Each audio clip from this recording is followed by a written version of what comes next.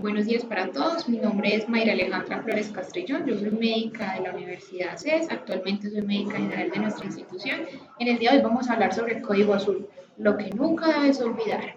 Bueno, vamos a colocar por acá la presentación en pantalla completa.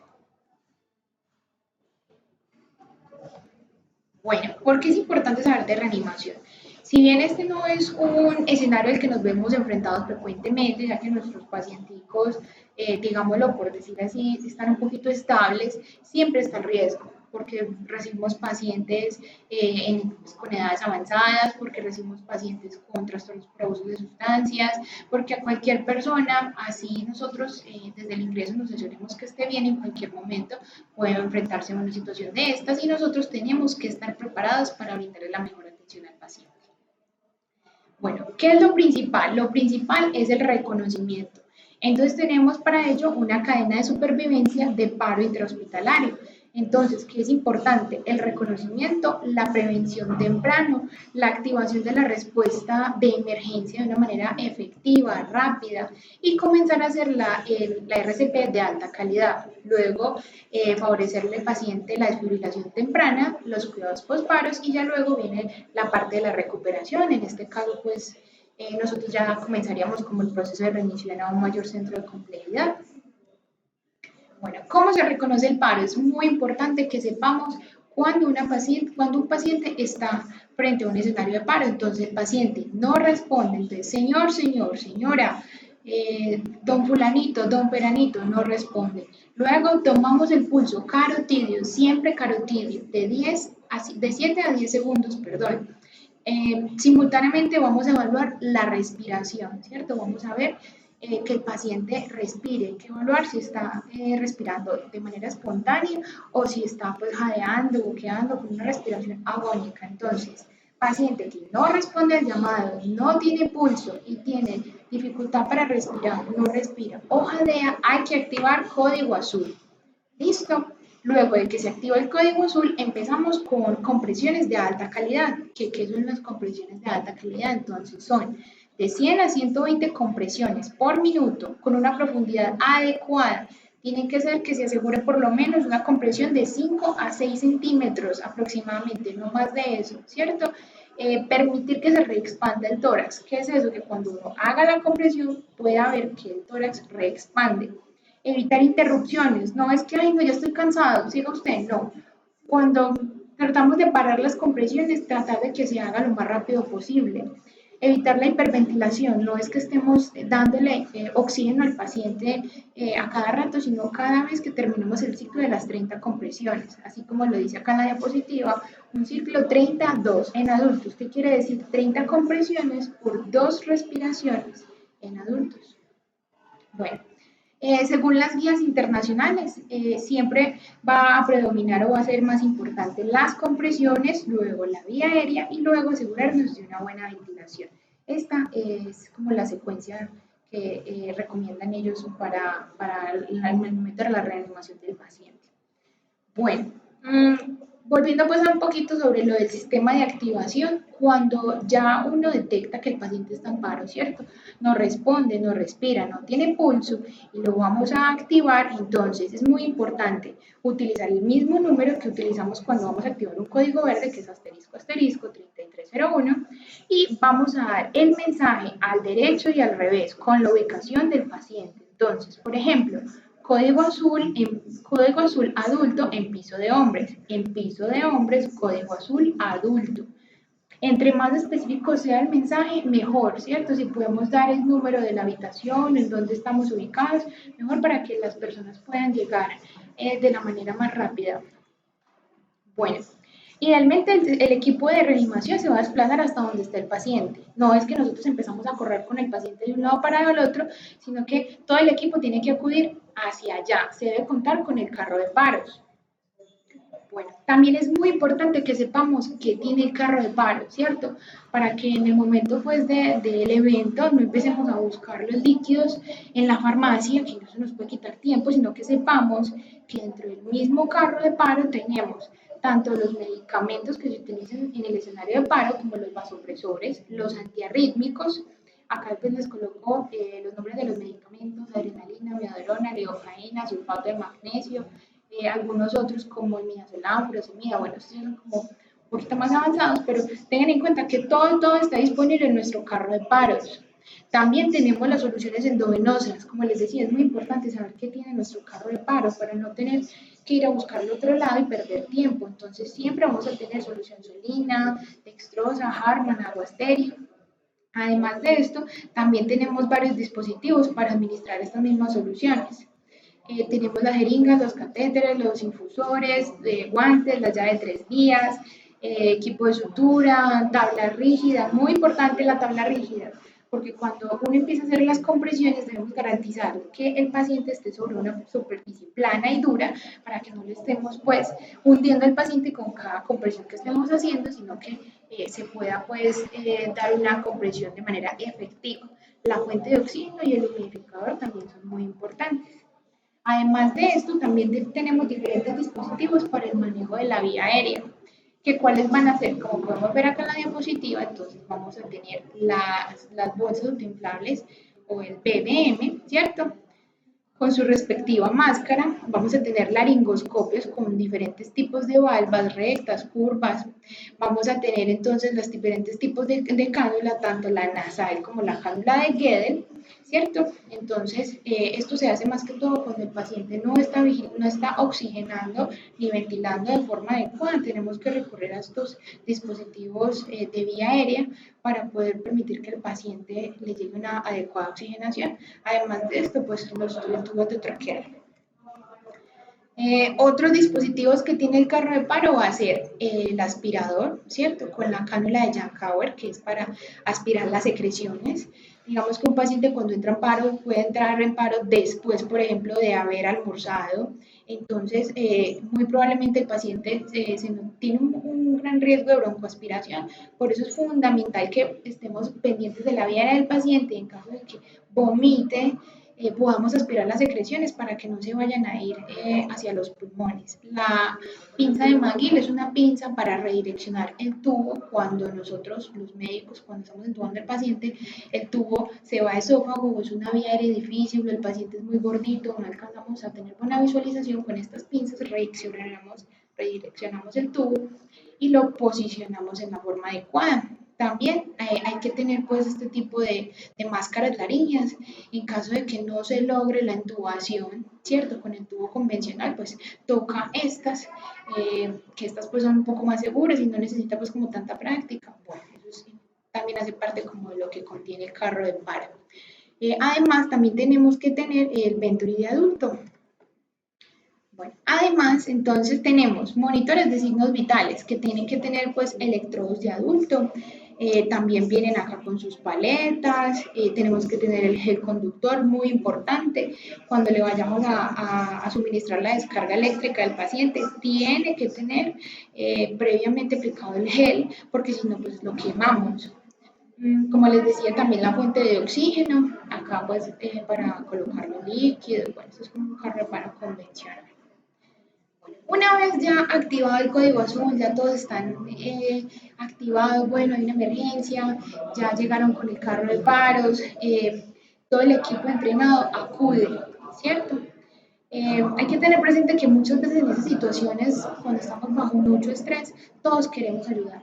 O muchas veces una sola persona quiere hacerlo todo, ¿cierto? Entonces la misma persona quiere suministrar los medicamentos, quiere liderar, quiere estar pendiente de la vía aérea. Entonces, yo sé que todos acá estamos supremamente capacitados para hacer cualquiera de los roles dentro de un código azul, pero es muy importante asignar los roles, ¿cierto? Entonces, por eso vamos a hablar de las funciones. Es muy importante, eso está ya establecido, en cada turno tienen que haber 6 personas, cada uno tiene que tener su función asignada y tienen que estar pues como dispuestos a que en el momento de una emergencia cada uno tiene que saber qué es lo que va a hacer. O si de pronto no están los roles asignados, en el momento en que se active un código azul, el líder va a decir, bueno, tú te vas a encargar de la vía aérea, tú te administras los medicamentos, tú de llevar el registro. Vamos a hablar un poquito sobre los roles de cada persona y de qué se encarga, para que lo tengamos un poquito más claro. Bueno, entonces vamos a empezar con el líder, el coordinador. Por lo general va a ser el médico general o el médico especialista, porque también contamos con los psiquiatras que también están entrenados, que también son médicos y en el momento de la emergencia también pueden liderar un código azul. Ellos se van a encargar de ordenar los medicamentos, vigilar e interpretar los monitores, verificar la vía aérea adecuada, el masaje que sea efectivo, se encarga de la vía aérea cuando no hay suficientes miembros, revisa la permeabilidad del acceso venoso, asesora y vigila a todas las personas, que todas las personas cumplen su función. Como es el líder tiene que estar en la capacidad de cambiar en cualquier momento con cualquiera de los del equipo. Que estamos viendo que no está, el paciente no está ventilando de manera adecuada, entonces el líder tiene que ir a la cabeza del paciente y asegurarse o hacer maniobras diferentes para que se pueda permitir la ventilación adecuada del paciente. O no, es que el líder solamente está supervisando y ya no, el líder tiene que estar como comprometido con cada uno de los roles y tiene que tener una visión general o panorámica como de todo lo que está pasando alrededor. Como bueno, entonces tú pendiente de los medicamentos, tú de la adrenalina, tú de la descarga. Eso es como la función principal del líder. También toma la decisión de cuándo terminar la reanimación. Bueno, otra función importante va a ser el del asistente de la vía aérea, también puede ser el médico especialista o el médico general, o sea, quien tenga mayor destreza y manejo en la vía aérea. También pues se va a encargar de hacer las maniobras para permeabilizar de forma adecuada la vía aérea, va a dar las ventilaciones de manera coordinada con el masaje cardíaco, no es que le va a dar ventilaciones cada vez que quiera, sino después de las 30 compresiones. Va a buscar las cosas por las cuales el paciente no está ventilando, el paciente lleva en paro 5 minutos, 7 minutos y nada que la saturación pasa, no sé, de 70, 75, entonces busca si de pronto es que los equipos están fallando, si es que tiene una obstrucción, si es que de pronto cuando lo entubaron no está bien entubado, si es que tiene un neumotórax, bueno, esa persona de la vía aérea se encarga solamente de la vía aérea y de garantizar que el paciente esté ventilando de manera adecuada. Bueno, otro personaje importante va a ser el asistente de masaje y circulación. Puede ser una enfermera, un auxiliar, un médico general, bueno, que tenga buen entrenamiento, ¿cierto? Las compresiones son fundamentales, que se hagan de forma adecuada, que sea con todo el peso del cuerpo, que sea relevado cada 2 minutos, porque eso cansa. Yo no sé si ustedes alguna vez han reanimado a una persona o en casos pues, de que hayan hecho cursos, que me imagino que todos tenemos, por habilitación tenemos que tener este curso, más o menos cada 2 años estamos entrenando, se va a dar cuenta que hacer compresiones cansa y mucho, entonces tiene que ser relevado cada 2 minutos, o sea, cada 200 a 400, 240 compresiones por minuto. También se puede encargar de aplicarle gel a las paletas y bueno, después de cada desfibrilación, iniciar de inmediato el masaje. Listo, es muy importante que después de la desfibrilación, en caso pues, de que sea un ritmo desfibrilable, comenzar el masaje cardíaco. Bueno, el asistente de medicamentos también será una enfermera, un auxiliar de enfermería, alguien con entrenamiento, con amplio conocimiento del uso de los medicamentos de reanimación, puede ser alguno de los jefes, alguno de los auxiliares. Tiene que estar pendiente de que el acceso venoso que se le logró coger al paciente sea de un buen calibre, ¿cierto? Entre más grande mejor para que puedan pasar los medicamentos. Siempre verifica que el acceso venoso esté permeable, bueno, y administra los medicamentos ordenados por el líder. Hay una mnemotecnia que es la mnemotecnia DELE, que significa directo, empujar con 20 cc de solución salina al 0.9% y levantar la extremidad. Entonces verificamos el tiempo entre cada dosis. Bueno, y también es muy importante la información en asa cerrada, ¿cierto? Entonces, después de que el líder le diga, por favor, comenzar adrenalina 1 miligramo cada 3 a 5 minutos, la enfermera o el personal que esté a cargo de los medicamentos debe decir, pasando 1 miligramo de adrenalina. Es súper importante el chequeo cruzado. Bueno, el asistente circulante, entonces también puede ser un auxiliar de enfermería o personal de apoyo, que es el que se va a encargar de hacer como una cadena de custodia con las pertenencias del paciente, ¿cierto? Retirar la ropa del paciente, conseguir el DEA o el carro si no ha llegado, conectar todos los electrodos al monitor, revisar las conexiones, conseguir los medicamentos, elementos necesarios, ¿cierto? Es el que abre el carrito de paro si está pendiente, como bueno, acá está la adrenalina, bueno, y está siempre atento a las instrucciones del líder. Eso es el circulante, o sea, el circulante está afuera de la escena, no tan al pie del paciente, pero está siempre pendiente de lo que haga falta. El auxiliar de historia clínica también es muy importante llevar un registro de la secuencia de reanimación, ¿cierto? A qué horas empezó, a qué hora se realizó la primera descarga, a qué hora se le pasó la adrenalina, cuántos minutos llevamos reanimando al paciente, las complicaciones, que al minuto tal el paciente se desaturó, que llevamos 20 minutos, paciente no sale de paro, todas las complicaciones, todas las respuestas a las maniobras que se hizo. Entonces, paciente que no ventilaba, se realizan maniobras para permear la vía aérea. Entonces, es un informe detallado, paso a paso, de todo lo que se realiza durante el código azul. Además de esto, una vez el paciente ya está estable, es la persona encargada de comunicarse con la línea de EMI, notificando el código azul. Acá les dejo el número de teléfono, 444-1330, con el código de área protegida. Informar también al EPS del paciente que se va a trasladar al centro un paciente en contexto de código azul, que ya esperemos pues que en el mejor de los casos salga el paciente y lo reanimemos de la mejor manera, y también de avisar a los familiares. Todo esto va a ocurrir posterior al paciente, pues ya lo de avisar a EMI y todo esto va a pasar después de que ya el paciente esté un poco más estable. Bueno, entonces tenemos dos escenarios. El primer escenario es en el caso en el que sea un paro no presenciado, ¿cierto? Muchas veces los pacientes están en la habitación, el paciente, me voy a dormir un ratico, listo. Un paciente que me voy a darle vueltica a ese paciente, tan raro, lleva como mucho rato acostado. Entonces ustedes van y lo miran, señor, no responde. Señor, nada. Le tocan el pulso, no tiene pulso. Ustedes ven, se acercan, no respira. Entonces, de una, activan el código azul.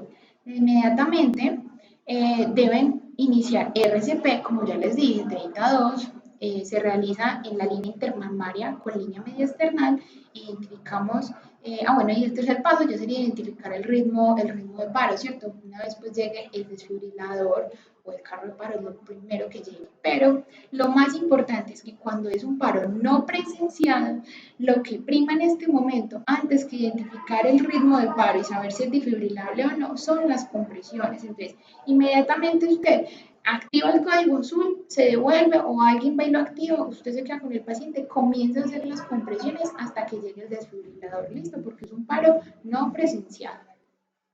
En el caso de un paro presenciado, digamos que estaban todas las mujeres en el área de terapia y de repente se desploma una de las pacientes, entonces otra vez no respira, no responde, no tiene pulso, tiene dificultad para respirar, respira con dificultad. Se activa un código azul, se identifica el ritmo. Si es desfibrilable, mientras más rápido se haga la desfibrilación, mejor será el pronóstico. Tiene menores secuelas neurológicas y cardiovasculares. ¿Por qué es importante esto? Porque cuando los paros son presenciados, lo que prima es el uso del desfibrilador automático temprano o de pues de brindarle al paciente una carga eléctrica en el momento indicado, ¿cierto? Entre más pase el tiempo sin que el paciente reciba una carga eléctrica o que identifiquemos el ritmo, porque no siempre pues son ritmos desfibrilables, pero cuando son presenciados y el paciente se desploma, lo primero que hay que hacer es traigan el DEA. Ya enseguida les voy a hablar un poquito del desfibrilador automático, vamos a ver un video y les voy a decir dónde están los DEAs para que siempre lo tengamos presentes. Entonces, bueno, el desfibrilador externo automático es una ayuda, ¿cierto? Excelente, o sea, es lo que tenemos a la mano, digamos que mientras llega el carro de paro lo traen, no se demora un montón, pero los DEA siempre están a la mano. Tenemos uno en el piso de mujeres en el puesto de enfermería y otro en el piso de hombres en el puesto también de enfermería. Vamos a ver entonces este videito. Vamos a colocar acá el video.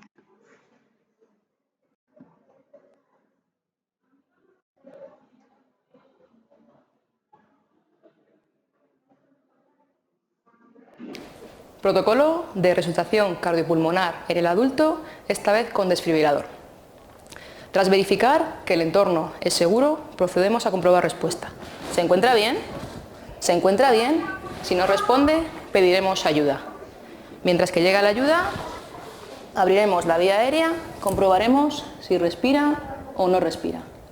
Si la víctima no respira o respira agónicamente, encontramos una situación de parada cardiorrespiratoria. Alertaremos al 112 y pediremos el desfibrilador si es disponible.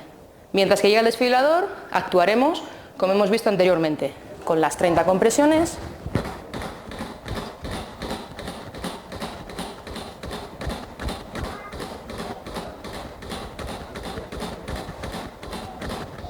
y las 2 insuflaciones.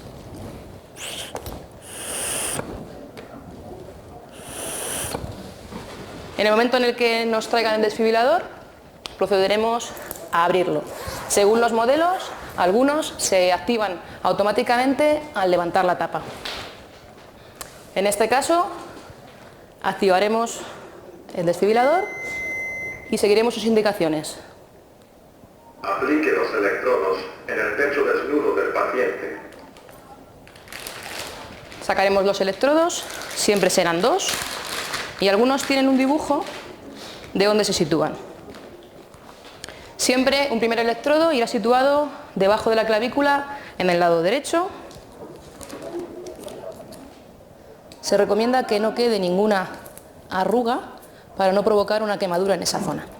Y el segundo electrodo se coloca bajo la axila izquierda, aproximadamente a nivel del quinto espacio intercostal. Una vez colocados los electrodos, seguimos sus instrucciones.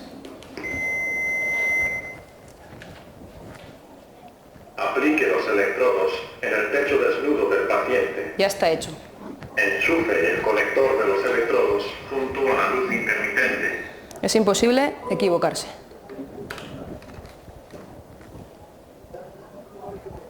Analizando el ritmo cardíaco. No toque al paciente. Cualquier movimiento de oscilación externo confundiría el análisis del ritmo cardíaco. Se recomienda dar una descarga. Se carga el aparato. Manténgase alejado del paciente. Dé una descarga ahora. Pulse el botón naranja ahora. Se dio una descarga. En pausa. Si es necesario, inicie resucitación cardiopulmonar. Por tanto, debemos volver a comprobar respuesta. ¿Se encuentra bien? Si no responde, abrimos la vía aérea. Comprobamos si respira o no respira. Y si no respira o es de forma agónica, continuaremos con las maniobras de RCP que hemos visto anteriormente. Esto lo repetiremos durante 2 minutos, transcurridos los cuales el desfibrilador volverá a pedirnos que nos paremos, volverá a analizar el ritmo cardíaco y decidirá si el ritmo es desfibrilable o no. Bueno, como pudimos ver, es bastante sencillo el uso del desfibrilador. Ahora vamos a hablar entonces un poquito sobre los ritmos de paro. Entonces tenemos los ritmos desfibrilables, son los más comunes en los pacientes que tienen enfermedad coronaria, los que tienen alteraciones hidroelectrolíticas importantes por potasio, magnesio, los pacientes desnutridos, los pacientes intoxicados. Entonces, ¿cuáles van a ser estos ritmos desfibrilables? Van a ser la fibrilación ventricular y la taquicardia ventricular sin pulso. Entonces, durante este ritmo de la fibrilación ventricular, el 80% de los pacientes entran en paro. Este también es el ritmo llamado ritmo de la muerte, ¿cierto? Es como la antesala a que ya el paciente casi va a entrar en asistolia, ¿cierto? ¿Qué quiere decir esto? Cuando están estos complejos así anchos, grandes, quiere decir que son complejos ventriculares. Acá todavía pues nos está dando como la señal de que la intervención eléctrica funciona y está indicada en este paciente, pero después de esto estos complejos se van a empezar a ensanchar más y más y más hasta que se van aplanando y se va a convertir este ritmo en asistolia. Por eso es muy importante que cuando veamos una fibrilación ventricular, que son estos complejos anchos, grandes, desordenados, que no vemos en ningún momento una onda B, actuemos de forma inmediata y se le brinde al paciente una desfibrilación. Y también tenemos la taquicardia ventricular sin pulso. En esta podemos ver que los complejos son mucho más organizados, pero sin embargo, esta taquicardia pues, se caracteriza al igual que la fibrilación ventricular por tener complejos muy anchos y no vemos presencia de onda P. Bueno, en los ritmos no desfibrilables, entonces tenemos la actividad eléctrica sin pulsos. Listo, entonces acá podemos ver que es un trazado muy parecido a un trazado normal, ¿cierto? Podemos encontrar una frecuencia cardíaca normal o baja. El QRS inicialmente es estrecho o levemente ensanchado en los primeros minutos y con el tiempo se ensancha, se va ensanchando tanto hasta que llegue a la sistolia. Entonces es muy importante que la clave de esto es que está el paciente sin pulso. Bueno, otro de los no desfibrilables es la sistolia. Entonces, este es el que menor posibilidad de retorno a circulación espontánea tiene el paciente por agotamiento de las reservas energéticas del miocardio. Entonces, siempre cuando nos salga una línea así isoeléctrica, tenemos que activar el protocolo de línea isoeléctrica. ¿Qué es eso? Es algo que a nosotros nos confirma que el paciente de verdad está en la sistolia. ¿Cómo lo vamos a hacer? Entonces, uno, verificar las conexiones, que todos los electrodos estén en buena posición, que esté todo conectado al equipo, ¿cierto? Que no vaya a ser que, doctora, es que no estaba conectado tal cable y nosotros pensando que el paciente estaba en la sistolia. Cambiar las derivadas, ¿cierto? El monitor tiene 3 derivadas, le damos cambiar en las 3 para verificar que en las 3 efectivamente aparezca la asistolia. Y tercero, aumentar la amplitud de la pantalla, porque a veces la fibrilación ventricular puede llegar a ser muy finita, muy finita, muy finita. Entonces, lo que uno tiene que hacer es aumentar la amplitud en el monitor. Les mostraré cómo se hace eso para poder evidenciar que a pesar de la amplitud se sigue viendo la línea isoeléctrica. Bueno, entonces acá tenemos las fases del arresto cardíaco, esto es como a modo como de información. Tenemos que inicialmente hay una fase eléctrica, que es cuando el paciente lleva menos de 4 minutos en paro. Acá es donde se beneficia más que todo el paciente con una descarga eléctrica temprana. Luego pasamos a una fase circulatoria. Acá hay que favorecer las compresiones, ya es cuando han pasado más o menos 4 o 10 minutos después de que nosotros detectamos el paro en el paciente y por eso es la importancia de saber qué hacer cuando es un paro presenciado o no presenciado, ¿cierto? Entonces, cuando es no presenciado, por eso tenemos que favorecer las compresiones, porque si ustedes ven acá, nosotros no tenemos un tiempo establecido, o sea, uno encuentra el paciente en paro, pero no sabemos hace cuánto pasó, porque fue un paro no presenciado. Mientras que en la eléctrica, cuando es un paro presenciado, de lo que más se beneficia es de la desfibrilación de forma temprana. Entonces, esa es la explicación. Y ya la fase tardía es la fase metabólica, cuando ya llevamos con el paciente más de 10 minutos en paro, generalmente el ritmo no es desfibrilable, ¿cierto? Ya es un ritmo así, con asistolia o una actividad eléctrica sin pulso. Bueno, acá muy importante tenemos entonces las intervenciones en fibrilación ventricular y la taquicardia ventricular sin pulso en paro no presenciado. Entonces, en el minuto cero, vamos a reconocer el paro. Iniciamos de inmediato las compresiones, ¿cierto? Porque estamos en un escenario no presenciado. Luego vamos, si el ritmo es desfibrilable, vamos a darle al paciente la primera descarga eléctrica inmediata. Todo va a depender como de los joules que tenga el equipo, ¿cierto? En las guías dicen que se debe dar con la mayor cantidad de joules que tengas pues, en el equipo, sea de 200 si es un equipo bifásico o de 360 si es un equipo monofásico. Luego evaluamos el ritmo. Pasaron 2 minutos, otra vez desfibrilación número 2 si el ritmo es desfibrilable. Luego reiniciamos las compresiones, ventilaciones, el 32 por 2 minutos, otra vez. Bueno, ya para ese entonces ya tenemos que tener el acceso intravenoso disponible. Entonces, ¿qué vamos a empezar a aplicar? Entonces, el líder va a dar la orden. Por favor, pasar adrenalina 1 miligramo cada 3 a 5 minutos, seguido de 20 ml de solución salina al punto 9 y levante el brazo. Entonces, esta orden puede que solamente la den una sola vez durante el código azul, pero porque le están diciendo que debe ser aplicada cada 3 a 5 minutos, ¿cierto? Entonces, la persona encargada de suministrar los medicamentos hace el chequeo cruzado. Entonces, pasando adrenalina 1 miligramo, listo. A los 3 minutos, pasando otra adrenalina 1 miligramo y así. Bueno, luego hablamos del ritmo, ya estamos en el minuto 4. Se ofrece una desfibrilación inmediata, la número 3, la tercera. Otra vez reiniciamos de inmediato las compresiones, las ventilaciones, 32, 2 minutos. Luego ya vamos a suministrar el antiarrítmico, la amiodarona intravenoso, entonces son 300 miligramos IV en bolo, o si no tenemos la amiodarona podemos utilizar la lidocaína. Bueno, luego evaluamos el ritmo.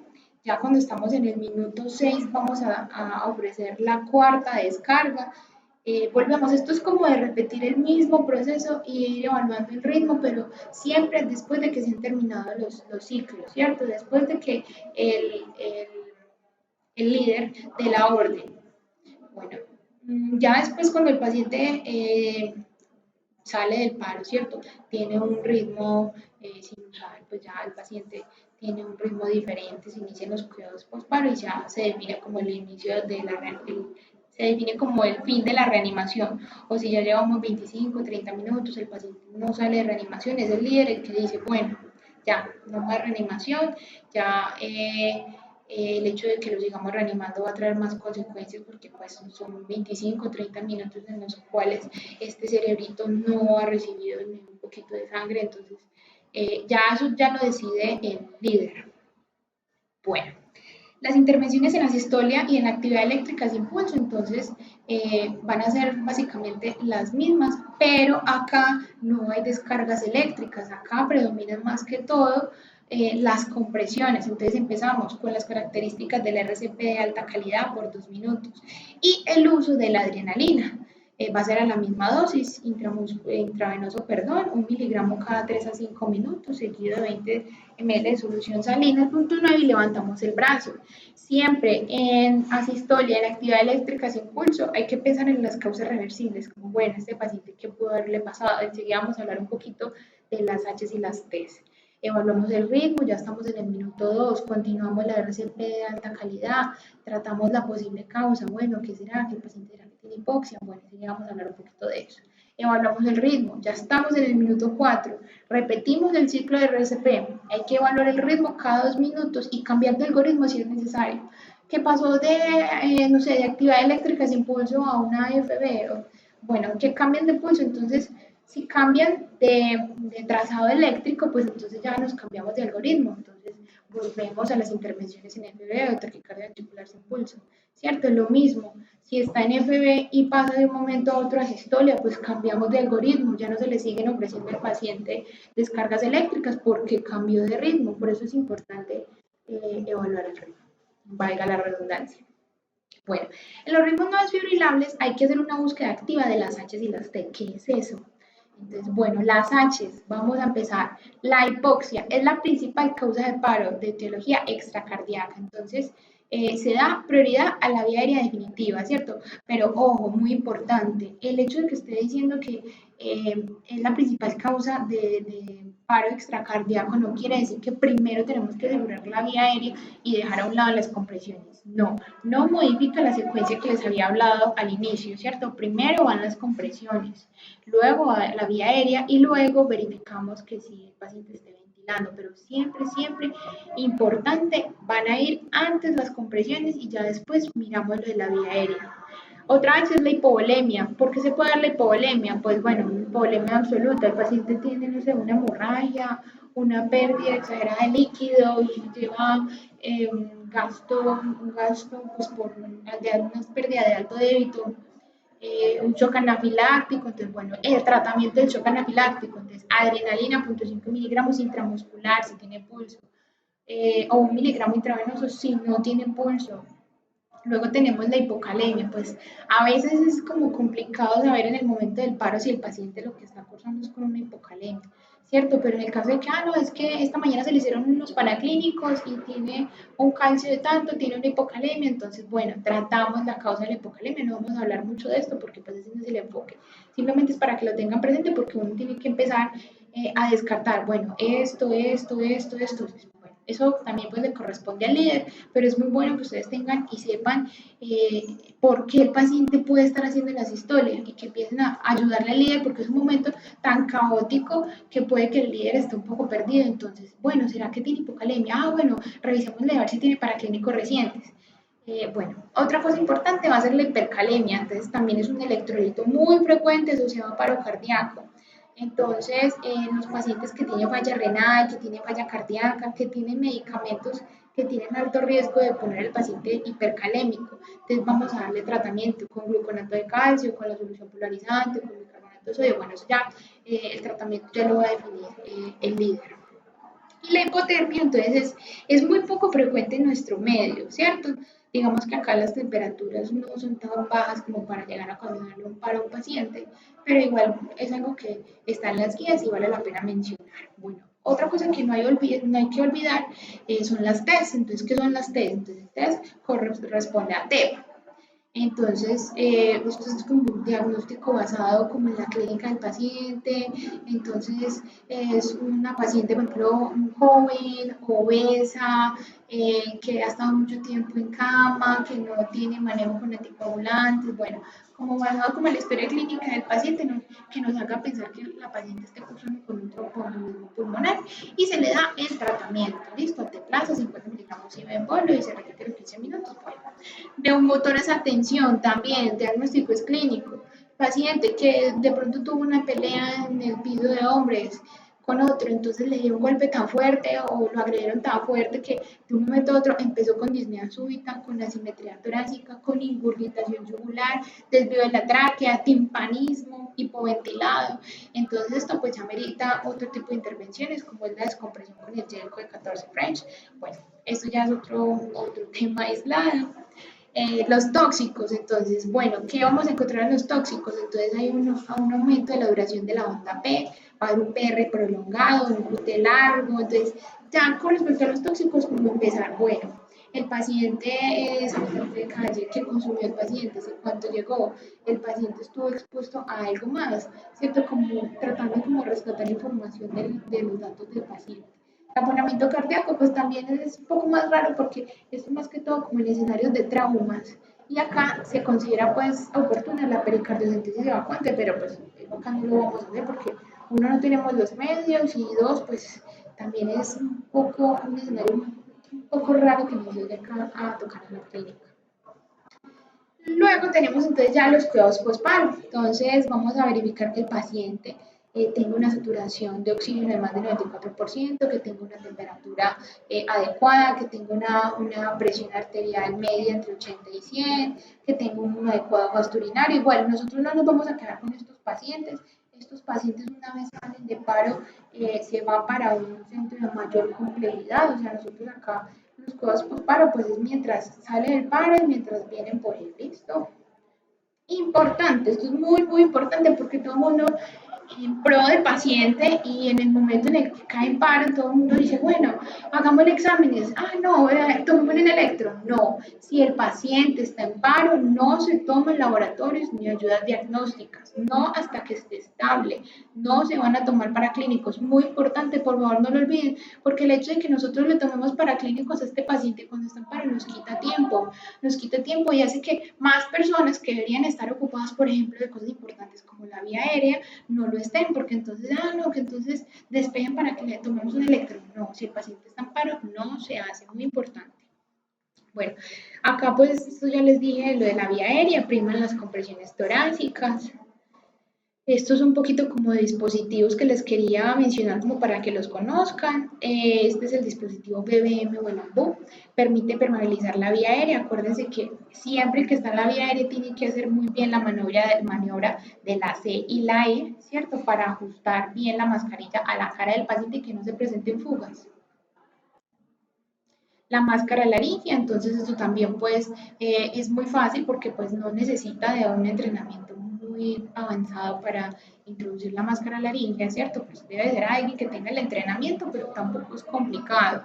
No requiere ningún bloqueo neuromuscular para la inserción de la máscara, o sea, uno la puede insertar a ciegas. Obviamente, pues uno verifica que el paciente sí ventile, sí tenga los campos pulmonares que expandan, y ya después de eso, pues ya uno se queda más tranquilo porque pues se asegura de que está bien entubado el paciente.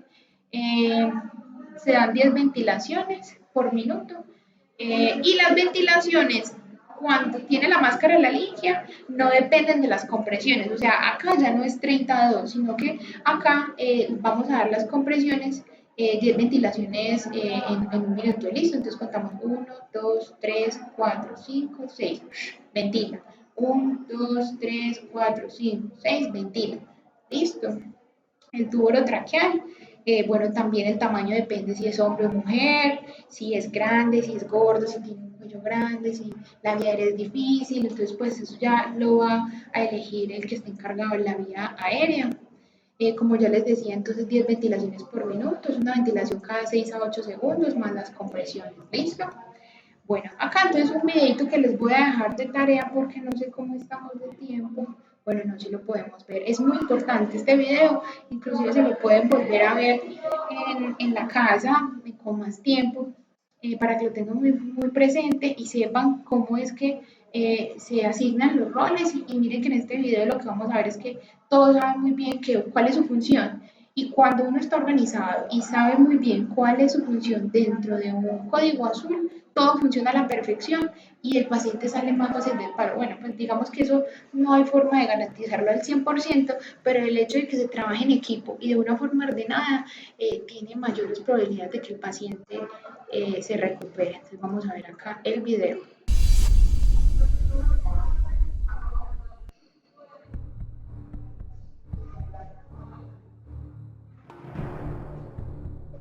Buenos días muchachos, ya recibimos turno, cada uno recibió el carnet del rol que le corresponde, a mí me corresponde el rol de líder.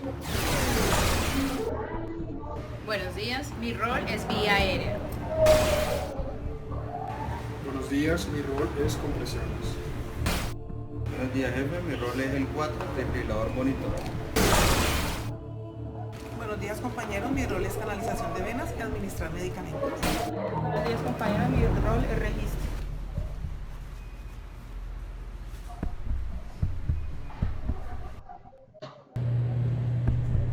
Papá, ¿qué pasó? ¿Qué pasó? Ayuda. ¿Qué pasó? ¿Qué pasó?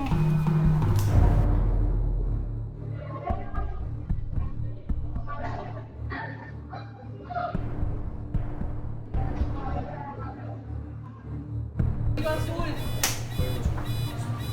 Muchachos, código azul en la habitación 401.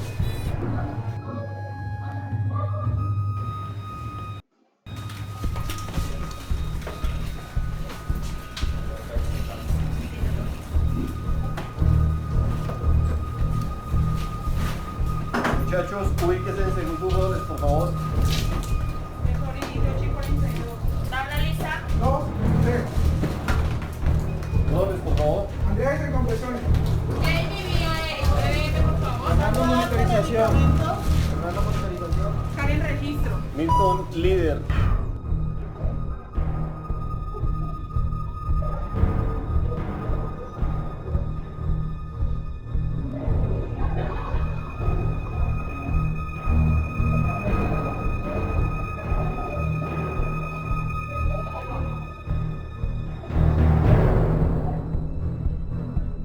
Monitoricemos, por favor. Este sí verificamos ritmo, por favor. No. Verifiquemos ritmo. Ritmo, fibrilación ventricular, jefe. Alistémonos para descarga 360 joules, continuamos con el masaje. Instante de descarga 360.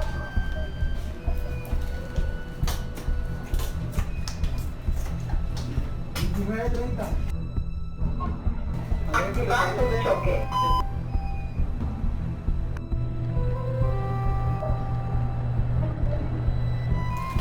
Continuamos masaje, por favor. Colocando primera ampolla de adrenalina. Te irrigamos con 20 cc de solución salina y damos la extremidad. evacuación.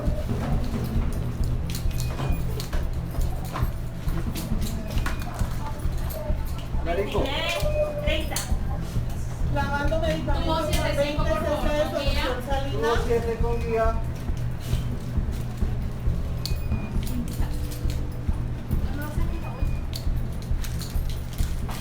Extremidad. 30.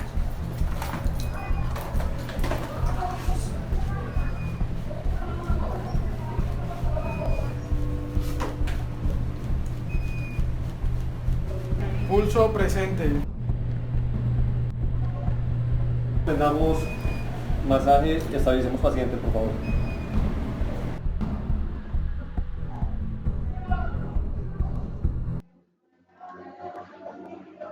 Bueno, como pudieron ver en el video, siempre tienen algunos errores, ¿cierto? Cuando cantaron el código azul, no hubo una información adecuada, ¿cierto? Tenían que decir al derecho y al revés del mensaje. Como, muchachos, código azul en tal lado, ya, pero acuérdense que tiene que ser código azul en tal lado, código azul. De esa manera es que se debe dar la información. Bueno, ya entonces el resto de cositas son como las conclusiones. Importantísimo saber reconocer y activar el código azul de forma temprana, ¿cierto? Y de forma adecuada, porque ha pasado que dice código azul, pero en realidad no es un código azul. Cuando uno va al paciente, pues el paciente está alerta, está hablando, entonces eso no es un código azul. Entonces, muy importante, pero bueno, ante la duda, siempre actívenlo, ¿cierto? Hay que pedir ayuda. Si usted está enredado, si usted no sabe si será que sí o es que ese paciente está muy raro, igual, pida ayuda que igual la necesita. Nunca se quede solo con un paciente que usted no le parece. Cuando uno es profesional de la salud, uno aprende a desarrollar como un sexto sentido. Uno dice, ese paciente no me gusta o ese paciente está maluquito. Entonces, siempre que ustedes vean un paciente así, pidan ayuda. Es muy importante. Bueno, compresiones de alta calidad, súper importante. Reconocer los implementos que necesito usar en el código azul. O sea, saber qué tiene el carro de paros y con qué cuento es fundamental. Reconocer los ritmos de paro, cuáles se tienen que desfibrilar, cuáles no. Saber usar el DEA. Listo, lograr estabilizar al paciente para poderlo remitir es esencial, porque pues no nos podemos confiar de que porque acá tenemos convenio con EMI, entonces llamamos a EMI y van a llegar. No, porque pues esas ayudas externas se van a demorar en llegar y más ahora con estos problemas que hemos tenido últimamente en la ciudad, trancones, bueno, puede pasar X o Y motivo, la responsabilidad es el paciente, siempre, siempre nosotros somos quienes debemos cuidar al paciente y asegurar que esté lo mejor posible y que este evento pues pase rápidamente y se concluya de la mejor manera. Bueno, acá les dejo una frasecita. Los medicamentos alivian el dolor, pero solo el amor puede aliviar el sufrimiento. Es una frasecita de Pachans que me gusta mucho. Muchísimas gracias. Espero que esta charla les haya servido, que hayan refrescado sus conocimientos, porque yo sé que todos tenemos el conocimiento, pero esto hace falta volverlo a estudiar, volverlo a repasar y más que todo, tenerlo en la mente y llevarlo a la práctica. Nos veremos pronto. Que estén muy bien. Hasta luego.